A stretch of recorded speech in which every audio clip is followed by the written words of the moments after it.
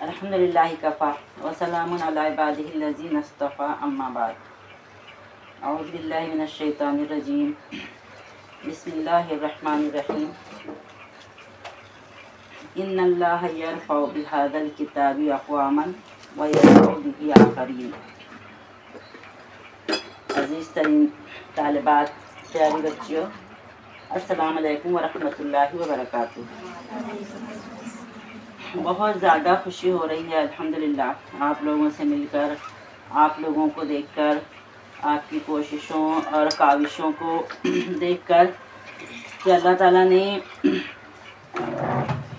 इस पुरफ़ितन दौर में एक ऐसा इंतज़ाम फरमाया है कि जहाँ पर हमारी ये बच्चियाँ, जो कि हमारा बहुत कीमती सरमाया है, और आगे चलकर ये हमारी कौम, हमारी मिल्लत, हमारी उम्मत को बनाने और संवारने वाली हैं। अल्लाह ताला ने यहाँ पर इन लोगों को पहुँचाकर और उनसे उनको कुरान की तरफ राग़िब करके हम पर एक बहुत बड़ा एहसान किया अल्लाह ताला ने। ये कोई मामूली चीज़ नहीं है, ये अल्लाह ताला का बहुत बड़ा एहसान है। अभी जो आयत आप लोगों ने सुनी कि अल्लाह ताला ने इस किताब के ज़रिए से, यानी कुरान मजीद के ज़रिए से बहुत सी कौमों को अल्लाह ताला ने सरबुलंदी अता की।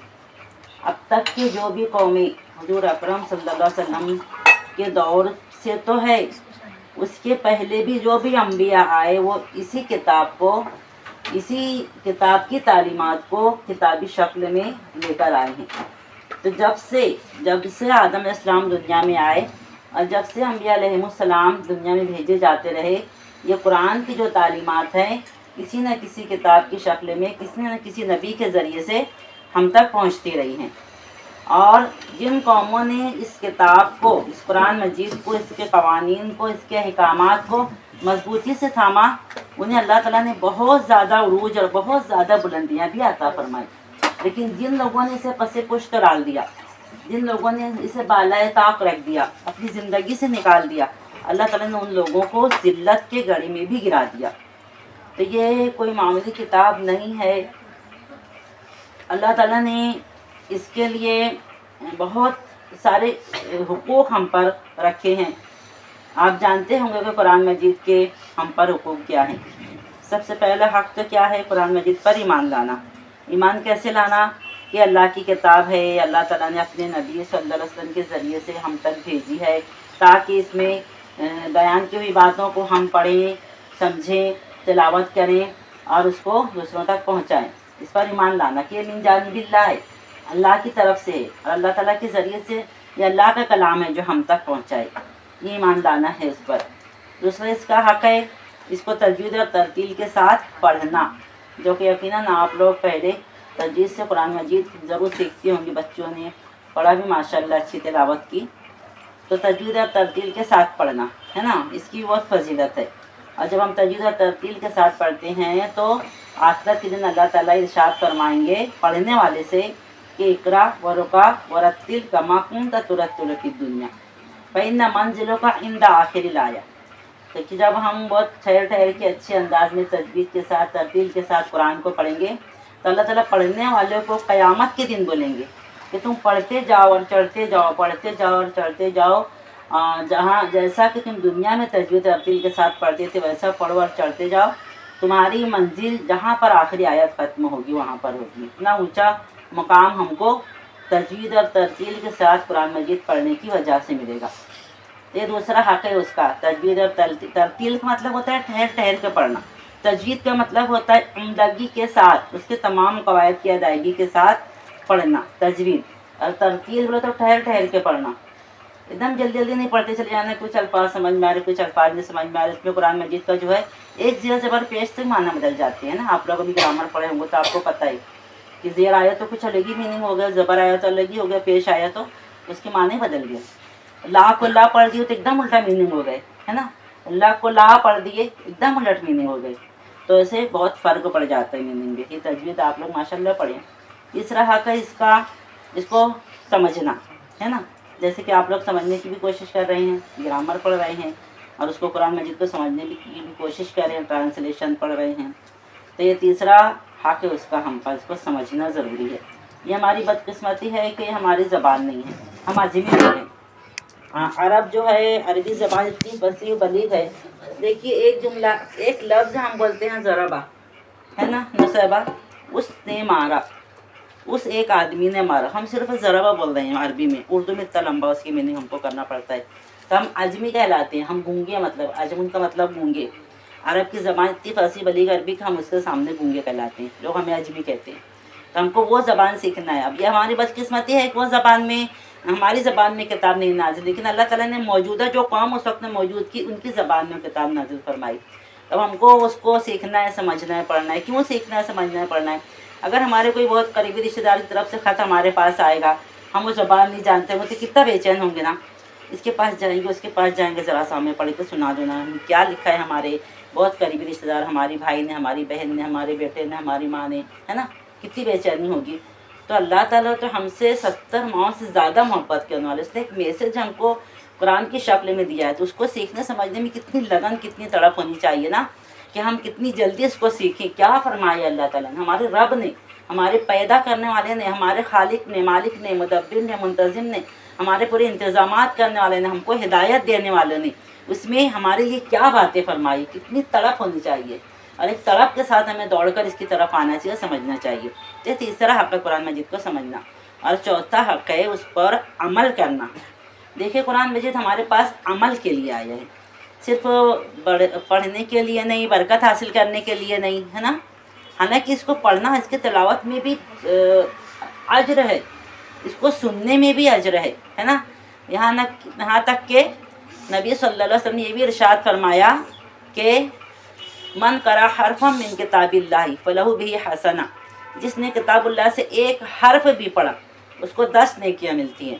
ولا اقول الف لام میم حرف بل الف حرف و لام حرف و میم حرف۔ کیا فرمایا نبی صلی اللہ علیہ وسلم کہ جس نے قرآن کا ایک حرف بھی پڑھا، ہے نا، حرف کس کو کہتے ہیں، الف با تا سا، یہ حروف الگ الگ حرف ہیں، اور جس نے قرآن مجید کا ایک حرف بھی پڑھا اس کو 10 نیکیاں حاصل ہوتی ہیں۔ اور میں یہ نہیں کہتا کہ الف لام میم ایک حرف ہے، الف ایک حرف ہے، لام ایک حرف ہے، میم ایک حرف، تو صرف الف لام میم کہہ دینے سے ہم کو 30 نیکیاں مل جا رہی ہیں، سننے سے بہت سی نیکیاں مل جا رہی ہیں ہم کو، اس کو دیکھنا بھی ثواب کا باعث ہے، اس کو ہم دیکھ بھی رہے ہیں، اس کو ہم اٹھا بھی رہے ہیں، لے بھی رہے ہیں، تو بھی ثواب کا ذریعہ ہے۔ لیکن اس کو پڑھ کے سمجھ کے عمل کرنے سے ہماری زندگیوں میں ایک انقلاب آئے گا، ہے نا، جیسے کہ میں شروع میں بولی کہ ہم کو ایک بلندی، ایسا عروج حاصل ہوگا جس پر عمل کر کے دنیا کی آدم علیہ السلام کے زمانے سے لے کر اب تک کی قوموں نے، جنہوں نے بھی کتاب اللہ کو مضبوطی سے تھامے رہا، اس پر عمل کیا، ان لوگوں کو اللہ تعالیٰ نے دنیا میں بھی عروج اور بلندی عطا کی،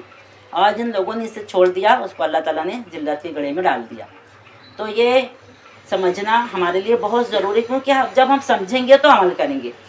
تو یہ چوتھا حق ہے نا، اور قرآن مجید جو ہے ہم کو حق اور باطل کا فرق کو کھول کھول کے بتا دے رہا ہے، یہ صحیح ہے، یہ غلط ہے، یہ اچھا ہے، یہ برا ہے، یہ حلال ہے، یہ حرام ہے نا، ایسا کرو گے تو جنت کی طرف پہنچو گے، ایسا کرو گے تو جہنم کی طرف جاؤ گے۔ فرقان ہے نا، میزان اس کا نام ہے قرآن مجید کا، شفا، وہ شفا بھی ہے، صرف ظاہری شفا نہیں کہ ہم اس کو پڑھ کے دم کر لیں، پڑھ کے پانی پی لیں شفا آ جائے، ایسا نہیں، باطنی شفا بھی ہے، دلوں کی شفا بھی ہے، دلوں کی بیماریاں دور ہوتی ہیں، نفاق کی بیماریاں دور ہوتی ہیں، بغض کی، حسد کی، جلن کی، کینہ کپٹ، ہر قسم کی بیماریاں اس سے دور ہوتی ہیں۔ تو یہ قرآن مجید جو ہے یہ ایسی چیز نہیں ہے کہ بس صرف ہم برکت حاصل کرنے کے لیے، کسی کی بخشش کے لیے، یا پھر دعا کرنے کے لیے، یا دعا کرانے کے لیے ہم اس کو پڑھیں، بلکہ یہ اتنے سارے اس کے اندر خوبیاں پائی جاتی ہیں۔ یہ چوتھا حق ہے، اس پر ہم عمل کریں۔ اور اس کے بعد پانچواں جو حق ہے وہ یہ ہے کہ ہم اسے دوسروں تک بھی پہنچائیں، ہے نا، صرف ہم خود پڑھ کے نہ بیٹھ جائیں، بلغوا انی ولو کان آیا، ہے نا، حدیث آپ وسلم کا ارشاد گرامی ہے کہ تم پہنچاؤ، ایک آیت ہی کیوں نہ ہو، ہمیں ایک حکم معلوم ہو گیا، ہم اس کو پڑھ کے دل میں لے کے نہ بیٹھ جائیں، لوگوں کو بتائیں، سمجھائیں، ان کو پہنچائیں۔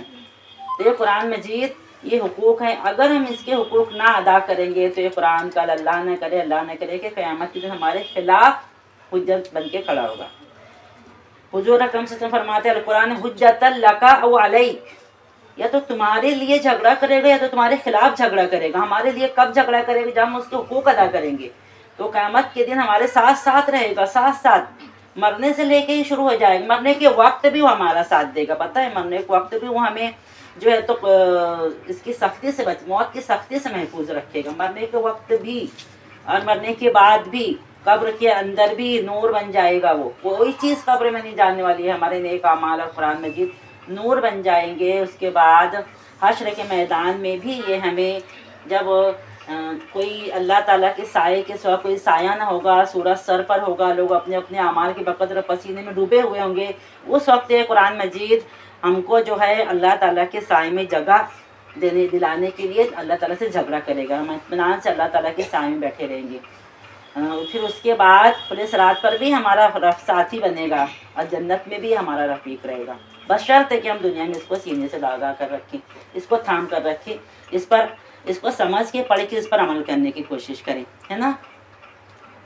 अल्लाह के नबी सल्लल्लाहु अलैहि वसल्लम इरशाद फरमाते हैं, मज्तमा कौमुन फी बैतिन मिन बुयूतिल्लाहि, कि कुछ लोग दुनिया के घरों में से किसी घर में जमा नहीं होते हैं, यतलूना किताबल्लाहि व यतदारसूना, जो अल्लाह की किताब को पढ़ते हैं, पढ़ाते हैं और सीखते और सिखाते हैं। यतदारसूना, समझ के पढ़ते हैं, समझ के पढ़ने की कोशिश करते हैं।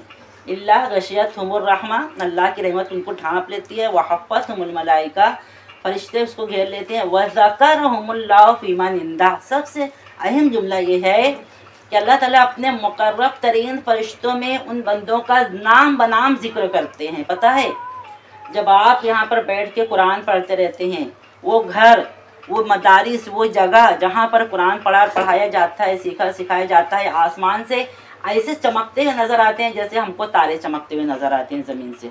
ऐसे घर फरिश्तों को चमकते हुए नज़र आते हैं, फ़ौरन वहाँ पर पहुँचते हैं और फ़ौरन उसकी इत्तला, अल्लाह ताला को तो सब इल्म है ही, लेकिन अल्लाह ताला फरिश्तों के ज़रिए से वो इल्म मंगाते हैं और उसके बाद अपने मुकर्रब तरीन फरिश्तों में फ़ख्र के साथ फ़ख्र करते हैं अल्लाह ताला कि देखो मेरे वो बंदे और वो बंदियाँ मेरे कलाम को, मेरी किताबुल्लाह को पढ़ने की, समझने की कोशिश कर रही हैं। तो हमारा ज़िक्र ऐसी मजालिस में होता है जो अल्लाह ताला के इर्द गिर्द जो मुकर्रब फरिश्ते मौजूद रहते हैं। कोई मामूली शर्फ नहीं है, ये कोई मामूली बात नहीं है, है ना। कुरान मजीद पढ़ने और पढ़ाने वालों के लिए अल्लाह ताला ने एक और बात प्यारे नबी सल्लल्लाहु अलैहि वसल्लम ने इरशाद फरमाई है कि हदीस का मफ़हूम है कि जो लोग कुरान मजीद पढ़ते और पढ़ाते हैं और उसको सीखने और सिखाने में लगे रहते हैं, उनको अल्लाह ताला, यानी उनको दुआ मांगने की भी फुर्सत नहीं मिलती तो अल्लाह ताला मांगने वालों से बेहतर देते हैं। अगर दुआ मांगने की फुर्सत नहीं मिली, इतना ज़्यादा मसरूफ़ है कि हम बैठ के 10 मिनट 15 मिनट अपने लिए कुछ मांग नहीं सकते, तो अल्लाह ताला मांगने वालों से बेहतर उन्हें अता करते हैं। कुरान मजीद में मसरूफ़ रहने वालों के लिए कितनी सारी बशारतें हैं, कितनी सारी बशारतें हैं कुरान मजीद पढ़ने और पढ़ाने, सीखने और सिखाने वालों के लिए कि हम बयान नहीं कर सकते, है ना। वलक़द औरसनल किताबल लज़ीना इस्तफ़ैना मिन इबादिना सालिहीन, क्या फरमा रहे अल्लाह ताला, हमने इस किताब का वारिस अपने उन नेक बंदों को बनाया है जिन्हें हमने चुन लिया है, अपने नेक बंदों में से जिन्हें हमने चुन लिया है। जैसे कि बिशन्नबाजी ने कहा कि बस अल्लाह ताला ने चुन लिया, ये हकीकत है। अल्लाह ताला अपने कुरान में बता रहे हैं कि हमने उन बंदों को चुन लिया है। देखिए अभी यहाँ पर सैकड़ों लोग अतराफ़ में बसते हैं, लेकिन अल्लाह ताला ने कितने लोगों के आने की तौफीक अता फरमाई। तो ऐसा नहीं है कि हमारा फ़ख्र है, ये हमारा फ़ज़्ल, हमारा कुछ कमाल है ना। अल्लाह ताला ने हमें चुना है, ये कोई मामूली बात नहीं है। अल्लाह ताला से दुआ है कि वो हमें ज़्यादा से ज़्यादा अमल करने की तौफीक अता फरमाए। व आखिर दावाना अनिल हम्दुलिल्लाहि रब्बिल आलमीन।